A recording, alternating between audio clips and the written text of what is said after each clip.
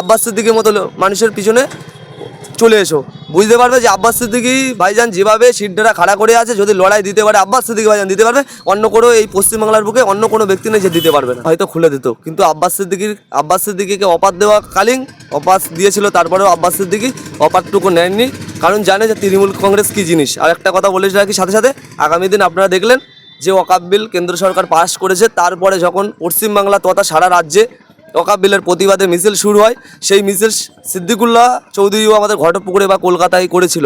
আমার তো মনে হয় সেই পর্যবেক্ষণ বাংলার মুখ্যমন্ত্রী বলেছিল যে যদি ওয়াকফ বিলের প্রতিবাদ করতে হয় দিল্লি গিয়ে করো। আমার তো যতটুকু চিন্তাভাবনা এই সিদ্দিকুল্লাহ চৌধুরী মহাশয় মনে হচ্ছে এই ঘটপুকুর বা এই যে কলকাতায় যে প্রতিবাদটুকু করেছিল তারই হয়তো ফলাফল এই তৃণমূল দুষ্কৃতীদের হাতে হয়তো মমতা ব্যানার্জি ডাইরেক্টলি করাতে পারছে না, কারণ একটা মন্ত্রিত্ব পদে দাঁড়িয়ে আছে এবং তারা সংগঠন রাখছে, ডাইরেক্টলি করাতে পারছে না, উনি ওনার লোকজন দিয়ে করাচ্ছে। আর একটা কথা বলে রাখি যে সিদ্দিকুল্লাহ চৌধুরী বলছে যে দিদি যদি বিচার করে দেয় খুবই ভালো কথা, না হলে দল ছেড়ে দেবো। এসব মুখের কথা, মনের কথা না, মনে অন্য কিছু। মনে যদি মন থেকে বলতো যে আমি দলটা ছেড়ে দেবো, তাহলে এই সন্দেশখালীর ব্যাপারে যখন তিরান নিয়ে যাচ্ছিল তখনই ও ছেড়ে দিত, কারণ তখন দেখেছিলাম ওর মুভমেন্টটা সম্পূর্ণ আলাদা ছিল। তার থেকে তো এই মুভমেন্টটা অনেক হালকা। দিদি কি বিচার করবে এটা আশা করি? আমাদের দিক থেকে তো আমরা যতদূর আমার চিন্তা ভাবনা থেকে বলবো, কোনোদিন দিদি বিচার করবে না, কারণ যে পশ্চিমবাংলার মুখ্যমন্ত্রী বলতে পারে যে তোমরা একটা ওয়াকফের ব্যাপারে দিল্লি গিয়ে প্রতিবাদ করো, বাংলায় আমার তো মনে হয় যে বাংলায় প্রতিবাদ করার কারণে ওনাকে এই যে টাচ দিয়েছে, এই কালকে রিসেন্টলি যে ব্যাপারটা ওনাকে ব্ল্যাক পতাকা এবং ওই যে গো ব্যাক স্লোগান জুড়িয়েছে কালকে দিদির ইঙ্গিতে, ভিতর দিয়ে খবর নিয়ে দেখো দিদির ইঙ্গিতে দিয়েছে, কারণ হলো এই দিল্লি গিয়ে প্রতিবাদ করেনি, বাংলায় প্রতিবাদ করেছে এরই কারণে। আর একটা কথা বলে রাখি, এই সিদ্দিকুল্লাহদের মতো মন্ত্রী বা সিদ্দিকুল্লাহদের মতো মন্ত্রীরা মুখে যতই বলুক, মনে কিন্তু এই দিদি গেঁথে আছে, মুখে হয়তো বলবে, মন থেকে কখনো যাবে না।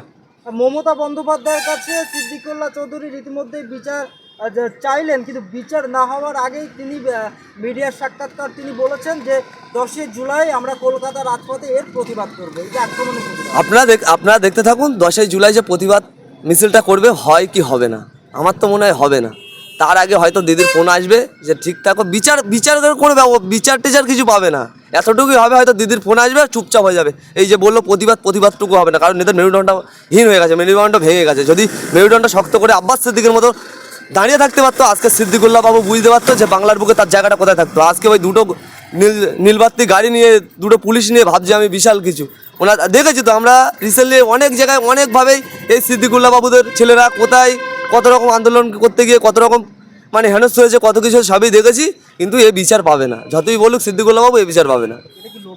এটা লোক দেখানো আর সিদ্দিকুল্লাহ বাবুর নাটক এটা, কারণ ওনাদের যারা যে সংগঠন করে তাদের উদ্দেশ্যে বলতে পারি ভাই, এতটুকু আপনারা দেখেছেন নিশ্চয়ই যে সিদ্দিকুল্লাহ অত বড় সংগঠন করার পরেও জমিয়তে ওলামাহীন একটা সংগঠন, প্রচুর বড় সংগঠন ছিল, তারপরে দিনে দিনে উনি যখন ওনার সিটটা যখন বিক্রি করে দেয় শাসক দলের কাছে, ওনার দিক থেকে মানুষ সরে আমরা দেখেছি তো রিসেন্টলি। এর আগে জমিয়তুল হবেন ঘটনাপুকুরে যখন প্রোগ্রাম করতো তখন দেখলাম ঘটনাপুকুরে জায়গা দেওয়া যেত না, রিসেন্টলি প্রোগ্রাম করলো ওয়াকফ বিলের প্রতিবাদে, শুধু জমিয়তে ওলামাহীন না, মুসলমান সম্প্রদায়ের যত মানুষ আছে সবাইকে নিয়ে, তারপরে ঘটনাপুকুরে লোক হয়নি। তাই ওদের উদ্দেশ্যে বলবো যত তাড়াতাড়ি সম্ভব তত তাড়াতাড়ি ওই রকম মানুষের পিছন থেকে সরে এসে উনি বলেছিল যে দিদি যদি কোনো না সুব্যবস্থা করে আমি দল থেকে ছেড়ে দেবো। তারপরে এই যে ঘটনাটা রিসেন্টলি কালকে ঘটলো, এই ব্যাপারটা নিয়ে উনি যে বললো যে দিদিকে আমি জানাবো, দিদি যদি বিচার করে তাহলে আমি দল ছেড়ে দেবো। মেনলি ব্যাপার হলো ওটা নয়, সিদ্দিকুল্লাহ যখন তৃণমূল কংগ্রেসে জয়েন্ট করেনি, ওনার যে সংগঠন ছিল জমিয়তে ওলামা হিন্দ, যখন ওর সংগঠনটি এই বাংলা জুড়ে